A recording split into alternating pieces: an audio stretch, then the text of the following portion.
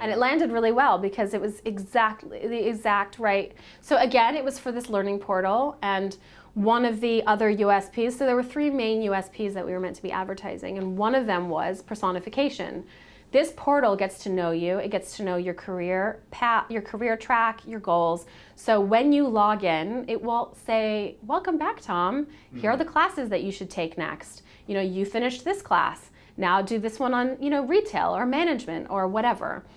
And so we asked ourselves in the ideation process, we were asking ourselves, okay, personalization. What are some of the things that we associate with personalization? What things are really personal to us?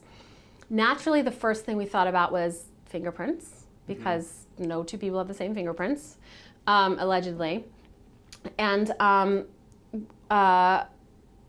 but because it was the tech sector, one of our guys was like, yes, but in tech, fingerprints are security.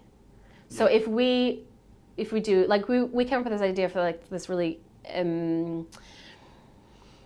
complicated animation. It was like fingerprints and like grew into this tree of knowledge. But we realized that they were programmed to think of fingerprints as a function of safety and not of personalization. So then I remembered that Dale Carnegie says in How to Win Friends and Influence People that what's his quote is like, the sweetest sound for a person, the sweetest sound in any language is their own name. Something like that. So I said, okay, well, what about names? What happens when people get our names wrong? What happens when, and so we came up with 3 concepts. One of them was this one in the parking lot. You know, one guy sees his friend and goes, oh, hey, Ben. And the guy turns around and just goes, oh, hey, you. Right, and then that's it. It's like, then it's like, that's a moment that's in it. time. Yeah, That's okay, the whole cool. ad. Because then it comes in with the branding and the proposition, which is, you know, we always know, you know, personalization is whatever, key to the new learning and development platform. Then the other one, this is where you can draw from real life sometimes. I went like, I wrote this one as a therapeutic. This was therapeutic for me. Because my name is Elizabeth, there's like 50 things you could call me. So we have a woman coming into a boardroom and she's like, so sorry, I'm late. And hi, I'm Elizabeth. And everyone goes around the table and goes, oh, hey, Betty. Hi, Liza. Hey, Lisa. And she's just like, ah. Oh. And so then she opens her computer and the platform for the learning development thing is there. And it says, hey, you know, hey, Elizabeth. And she feels known and she's like, oh, and it's personal. Yeah. Okay. And so that's my life. People call me, I will literally go, hi, I'm Elizabeth.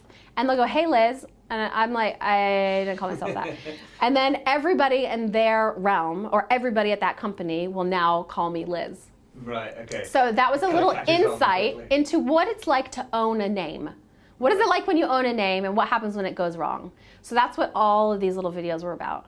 And then the other one was a woman walks into the coffee shop and the barista goes, name, and she says, Jenny, and he's like, Jamie. And this is the thing that happens when you go to Starbucks, they don't know your name, and it's so simple. The other day, so one of my nicknames is Betty. The guy was like, what's your name? And I said, Betty. And they went, Birdie? And I was like, yeah, my name's Birdie.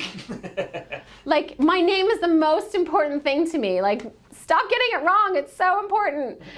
Because that's, you know, it's personalization. So this was a little ad campaign that we made with just the human insights of what it's like to own a name.